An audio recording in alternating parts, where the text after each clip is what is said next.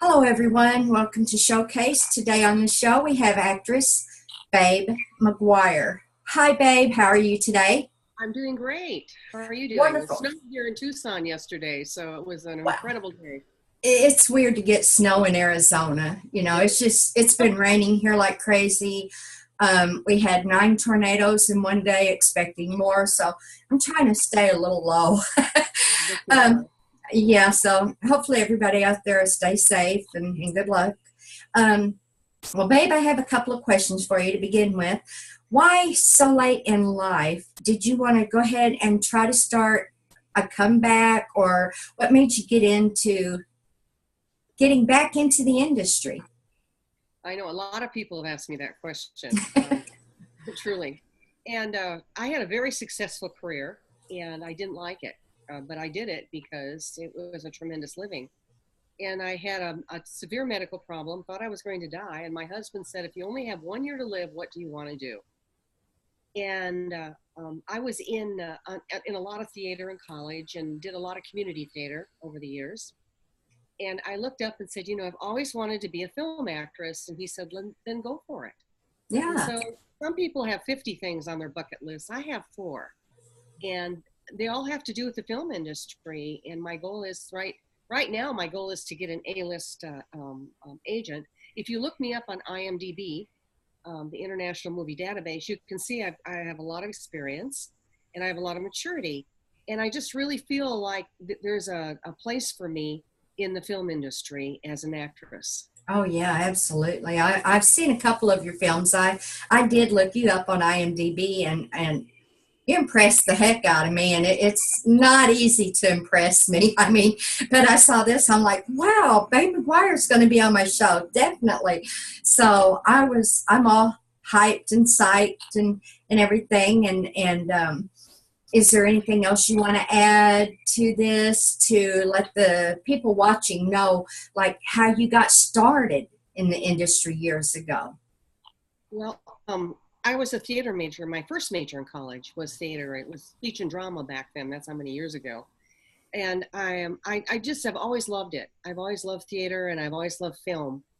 And the one thing I would really like to impress upon everyone is I don't think that having a goal should have an age attached to it.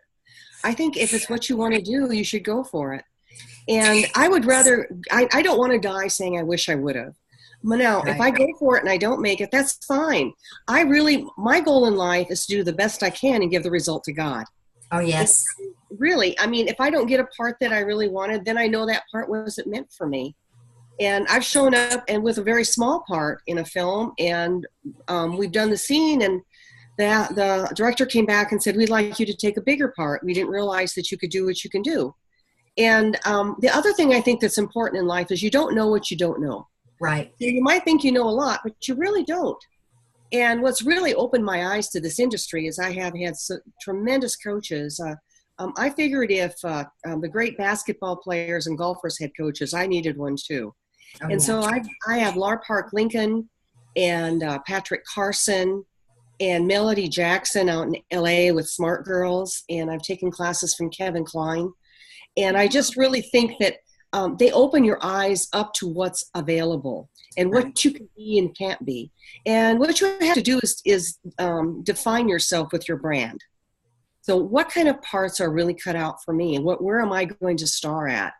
And I have done that. I know what kind of parts I'm looking for. And I do a lot. I self-submit. I spend at least 3 hours a day self-submitting and writing. I do a lot of writing also.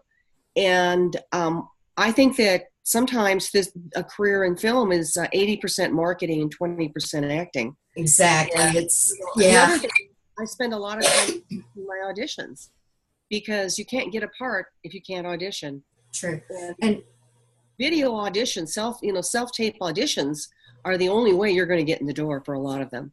right. Well, how do you get some of these to the producers, or where do you send them? There's a lot of people that have asked me, how do you get these self audition tapes to the right people?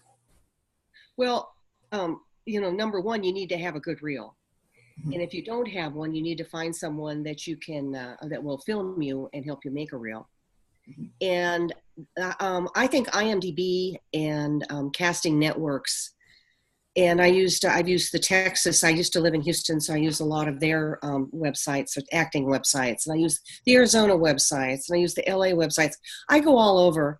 And the other thing that starts happening is once you're in a couple films, and the other thing I share with everyone is make sure you get everyone's name and get them on Facebook, trade Facebook with them, help each other. Oh, yeah, And definitely. sometimes in the morning, I'll have 2 or 3 emails saying, I saw this part, I was in this film, I told this director about you. And what happens is it starts snowballing, and it's not a fast process. Learning how to audition is not easy. It's learned. Now you have to have some basics. It's just like, the great golfers and great basketball players aren't 5'2". So Right. they came into the world genetically with some great genes to play these sports. And I think we come into the world with some great genes to be actors and actresses. But it isn't enough just to have talent. You have to have commitment. You have to work hard, and you have to listen. You have to be a really good listener, because the way you think a part should be and the way the director wants the part might be totally different. And remember, he's the director. It's his film. Right. And I always ask everyone if I get the chance, before I audition or before I act, what exactly do you want out of this character? And I listen to them. I hear things I never thought of. And I'm not afraid to try something new. Lar Park Lincoln is just a tremendous audition coach. And if you haven't used her, you really need to. Another one is Amy Jo Bergen. I think that, she teaches you how to use all the websites and social media, which is very, very important in this day and age. It is. Because I'm not going to get into a lot of A-list casting directors and A-list directors at this point in my career, but I can watch them on Facebook and see what they're doing.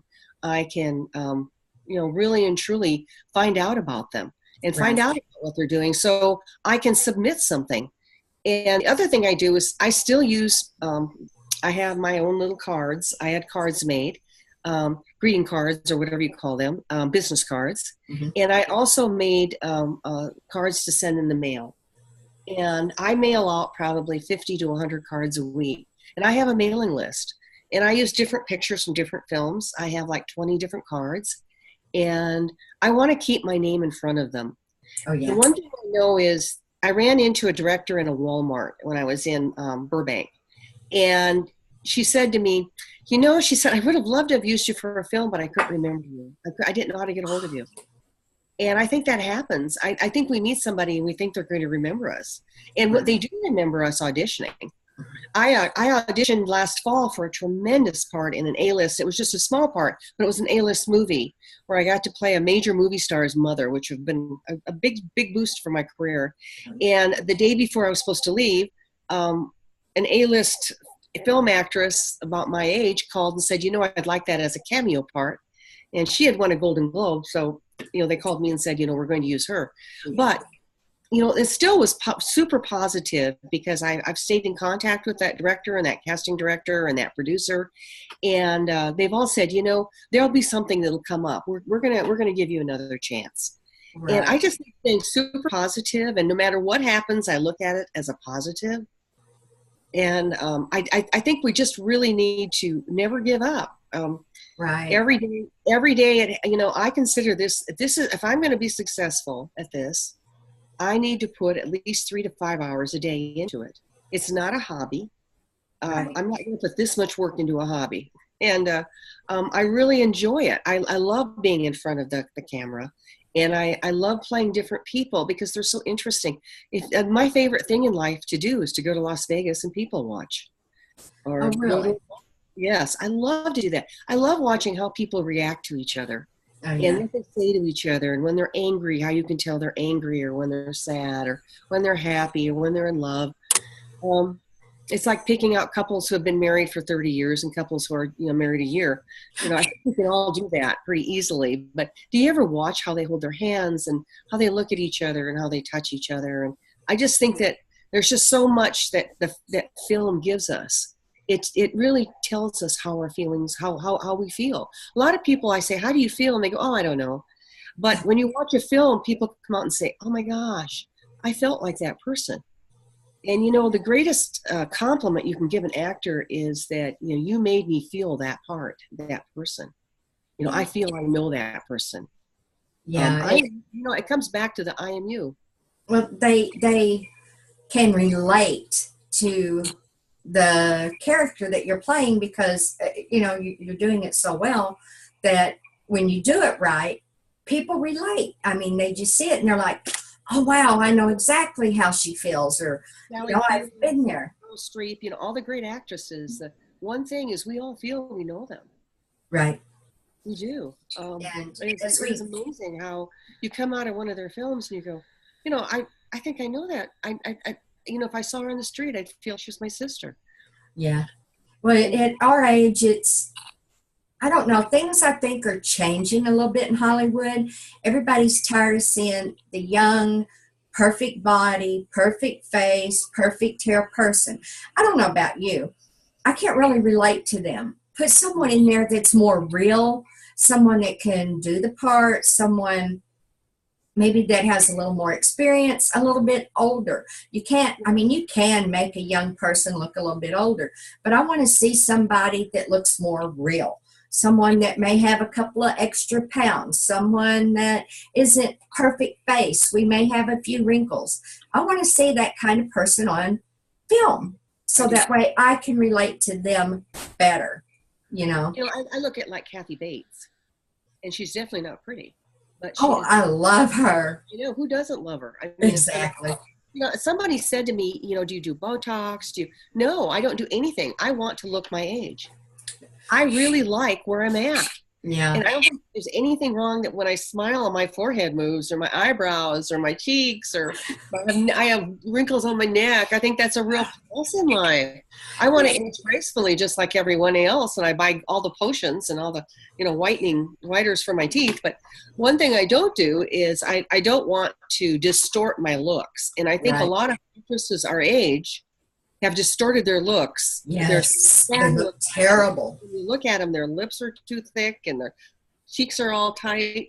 And, you know, you look at them and you go, you know, you were amazing the way you are. Why would you, you know, what, you know, they were raised in that mentality though of you have to be beautiful and perfect. Right. And Life, for some life, reason, life is beautiful, but it's not perfect. no. And for some reason, everybody wants to look like Angelina Jolie. They Oh, want her lips or something, you know. Well, you know what? There's only one Angelina Jolie out there. And I guarantee, I don't care how much you look like her. If they want her, they're going after her, and you're going to be looked over. So I look just, like yourself. really, you know, you just want to be who you are, Hmm. and Exactly. give it your best shot every time, and then walk away from it because there's only so much you can do. And you know that's why we play basketball games, because we play the game to see who's going to win, and each side gives it their best, and there's a winner and there's a loser. But even as a loser, I don't think that you might lose with your points, but a lot of times you don't really lose because you did your personal best. And that's the name of the game, is doing your personal best.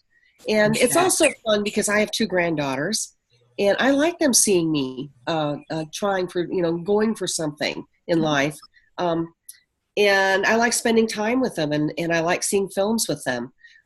Those are some of our favorite things to do.